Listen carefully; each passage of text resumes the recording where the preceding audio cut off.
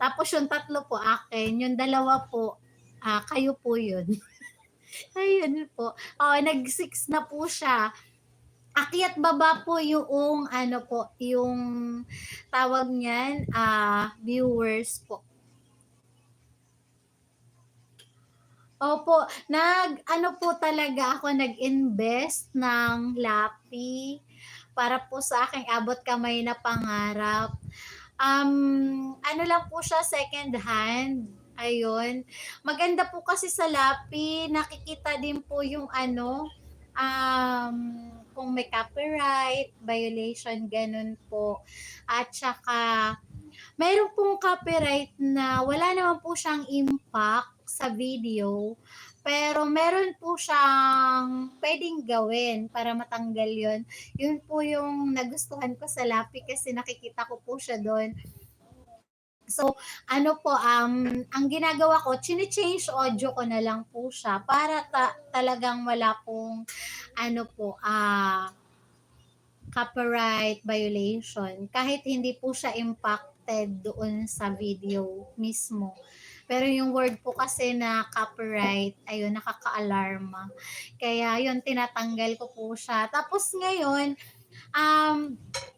yap, copy lang yun sa ibang bansa.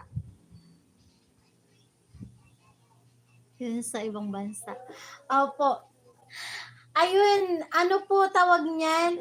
Yung may nagturo po sa akin, ayun, si Sir Zoomplix.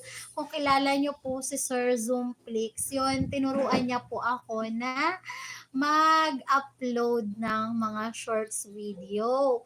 Tapos, si Ma'am Miss Sky naman, tinuruan naman po niya akong mag-upload ng kahit 12 12 videos, 12 short videos araw-araw. Tapos tinuro niya na ang tamang pag-upload ng short videos ay around 9 a.m., 12 noon, ayun 12 p.m. Tapos 3 p.m. at 6 p.m. po, ayun. Tapos bawat oras, yung halimbawa 9 a.m. mag-upload, 3 short videos daw po yung i-upload. So, 3 times 4, ayun, 12 po siya. Kaya 12 daw po yung ina-upload niya araw-araw. Tapos, ayun, malaki yung kanyang earnings. Ayun po. Tapos, kay Ma'am Mayora Secret Files, nakita ko may mga music naman po siya. Tapos, dahil nga po monetize na po si Ma'am Mayoras, ayun, ginamit ko po ngayon yung audio niya. So, kasi meron pong nung nanood po ako ng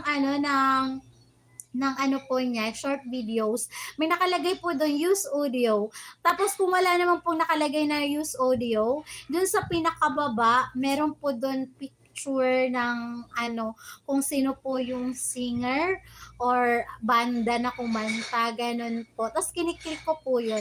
Pag click yun, may lumalabas po na use audio, ganun po siya. Tapos ginagamit ko po ngayon yung use audio na yun. Tapos, yun, naghahanap ako sa gallery ko ng video. Tapos, sabi po nila, yung haba lang daw po ng short video, dapat daw po nasa 20 seconds pababa. So, ginagawa ko po, yun. Tapos, ayun, effective naman kasi yung aking mga videos, maabot ng 400 views.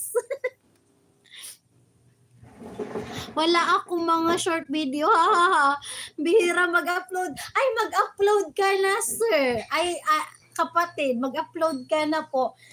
Nakakahatak po siya ng watch hour. In fairness po, siya, araw-araw, nakakadagdag po ako ng 40 something.